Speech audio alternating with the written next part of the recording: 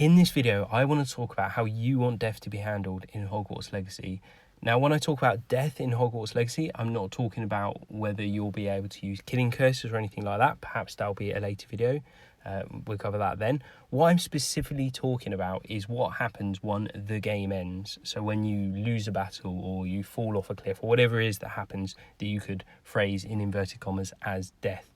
Now, this video actually has come about from the conversations I've seen across my other videos, lots of good comments, lots of interesting stuff that people post. A couple of times this has come up, so I thought it's probably worth making a video about it and covering not only my own ideas, but some of those ideas that I've read in the comments as well, which are very interesting. The reason I say, how do you want death to be handled? As I say, there's been quite a lot of conversation about this. So I would quite like to, I'm going to run through a few options, a few different things we could get. I'd love to know in the comments what you think, what you'd like. Maybe it's one of these options, maybe it's something else. So that's what we'll cover. So first up then, so the first way that death could be handled in Hogwarts Legacy, and this is a way you see it across many games, is you just go back to a prior checkpoint. Now, like I said, that's standard across so many games, but what substantially makes a difference with that is how regularly you have the checkpoints. You get some games which you'd say are probably of an easier difficulty, where you literally have checkpoints every few seconds. So you get killed, and then you can literally go back to just a little bit before, or you have checkpoints which bring you back somewhat further forward. So maybe it's you go into battle and checkpoint goes back to battle, or maybe even slightly before that. And obviously when we have checkpoints, as I said, it makes it so much more difficult the further you get sent back, and so much easier the closer to when you actually die as you get it. Now, the second way that I'd like to discuss is kind of a bit like in Grand Theft Auto, which is you can turn up at the medical bay. So if something happens in Grand Theft Auto, obviously you either turn up at the hospital or you may turn up at a police station if you get arrested. Now, what you could do, Hostel Bay plays a big part, or the Hostel Wing, and it kind of makes sense and feels quite logical for the Wizarding World. We've seen when Harry Potter got in his accident, or whatever you want to call it, when he was playing Quidditch, he ended up in the Hostel Wing. We see other times when Hermione gets frozen again, or whatever you want to call it, by the Basilisk, and ends up there in the Chamber of Secrets. We see it a lot. So it would make sense, it would be quite fitting, it would feel quite Wizarding World to come back to the medical wing. But of course with that makes it a bit harder, because you're going to have to restart the mission, you're going to have to go all the way back again. So there are pros and cons with that. Perhaps you could do something a bit more clever, like you go back to Hostel Wing if you're in free roam, whereas if you're in a mission, you go back to the prior checkpoint. Perhaps that's something that they'd do. So the third way then is you could do the fact you just literally have to start again. Now, you could be extreme there. You could say start again and go right back to the beginning of the game. Your character's just died. Doesn't really feel like a game which is probably going to try and be quite accessible to a lot of people is going to do something like that. That's quite rare to see things like that. I suppose the closest you get to that is Demon's Souls, or a game such as that.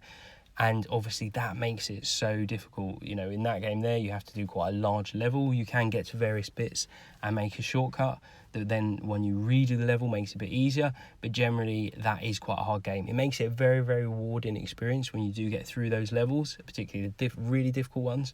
But in a game such as Hogwarts Legacy, which, as I say, you're going to get your more serious gamers, you're going to have those who do want to challenge, you're going to have those that just want to be in Hogwarts, and you're going to get super casual people who just like Harry Potter or the Wizarding World and you just want to go to Hogwarts. So you need to kind of cater for those people, because I imagine each part of the audience of those three types will be quite large. So as I say, you need to make it fine for everyone. Obviously, you can change your difficulty level and have very easy difficulties and hard difficulties, but substantially you wouldn't expect them to change what death means in each one of those. So it feels like you wouldn't get something like that.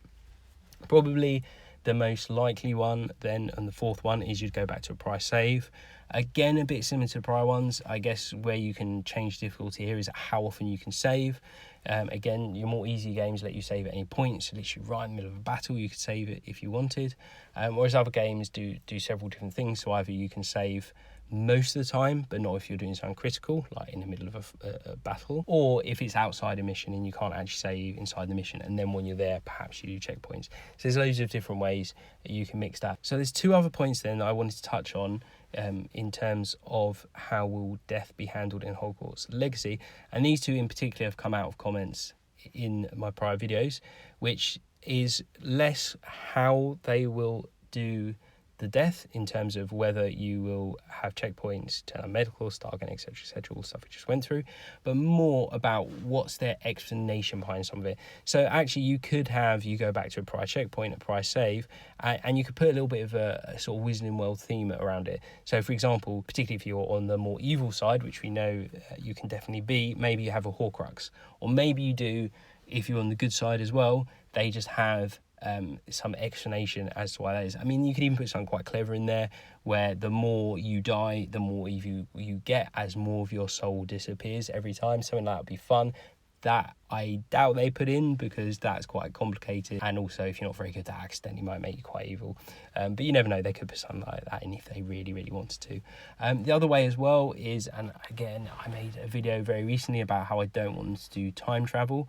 But I guess if they do want to bring in the time turner, as we saw it in The Prisoner of Azkaban, they could definitely do that as, essentially you go back via a time turner if your character is killed. In this video, it'd be great to know what you think about these different options. Put it in the comments, like the video if you enjoyed it, hit the subscribe button, and see you on the next